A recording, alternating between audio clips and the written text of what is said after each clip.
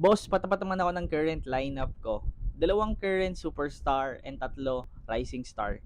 Point guard Stephen Curry, shooting guard Jordan Poole, small forward Giannis Antetokounmpo, power forward Jay Crawford.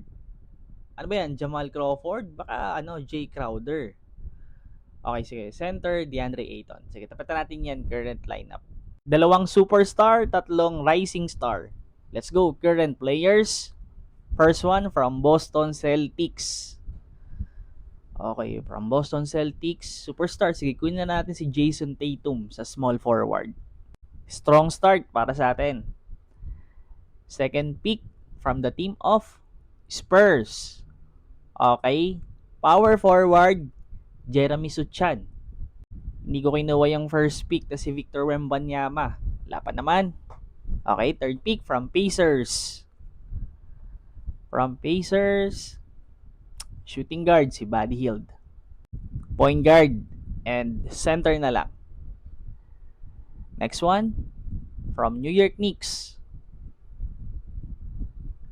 Superstar ba si Julius Randle tsaka si Jalen Bronson?